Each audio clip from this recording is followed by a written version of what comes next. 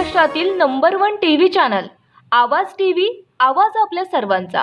धुळ्यात धर्मांतर बंदी कायद्याचं जोरदार स्वागत। हिंदुत्ववादी संघटनांनी मांडले महायुती सरकारचे जाहीर आभार।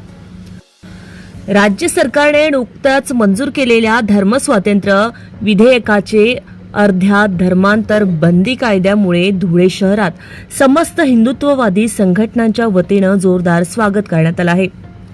या ऐतिहासिक निर्णयाबद्दल महायुती सरकारचे जाहीर आभार मानण्यासाठी शहरातील छत्रपती संभाजी महाराज पुतळ्याजवळ ज्येष्ठ नेते हिरामन गवळी यांच्या नेतृत्वाखाली आज विशेष आभार प्रदर्शन करण्यात आलं।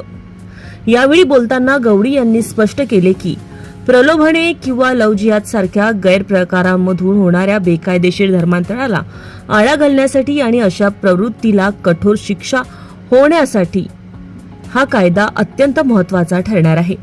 छत्रपती संभाजी महाराजांच्या सर्वोच्च बलिदानाला खऱ्या अर्थानं अभिवादन करणारा हा निर्णय असल्याचं सांगत हिंदू एकता आघाडीच्या वतीनं मुख्यमंत्री, उपमुख्यमंत्री आणि संपूर्ण मंत्रिमंडळाचं जाहीर आभार मानण्यात आला आहे।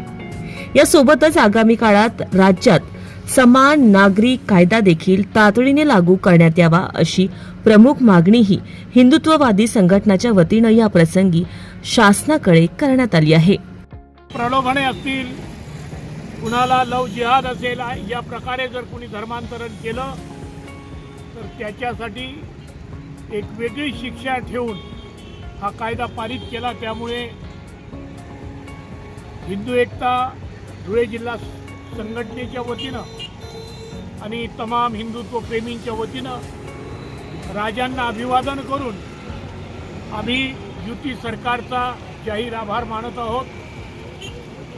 हिंदू एकता संघटनेची एक जुनी मागणी आहे, ती 2 दिवसापूर्वी मुख्यमंत्री साहेबांनी सांगितलेली आहे की येणाऱ्या काळात समान नागरिक कायदा हे विधेयक सुद्धा येईल आणि ते सुद्धा पारित झाल्याशिवाय राहणार नाही।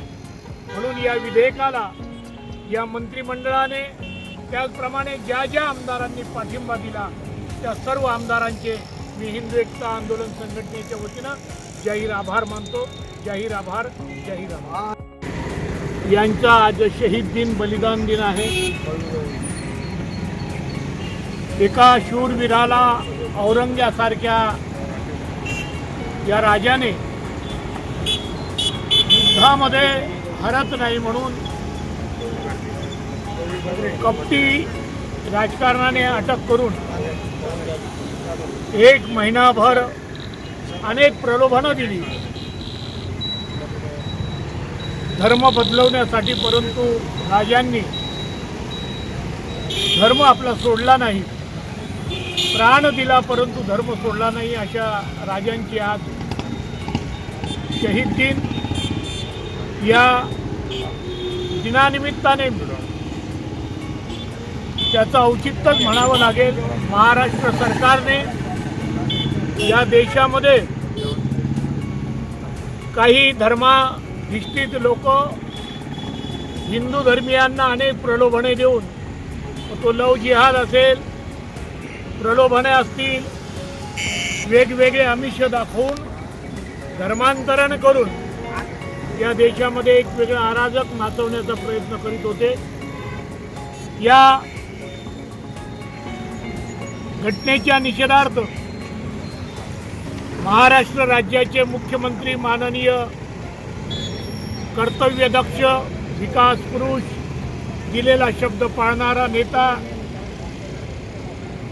माननीय देवेंद्र भाऊ फडणवीस यांनी महाराष्ट्र राज्याच्या विधानसभेमध्ये विधेयक आणून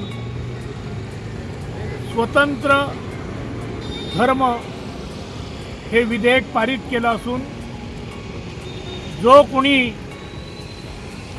या विधेयकाच्या विरोधामध्ये रोजच्या ताज्या घडामोडींसाठी आवाज टीव्हीला सबस्क्राईब करा आणि बेल आयकॉन प्रेस करा।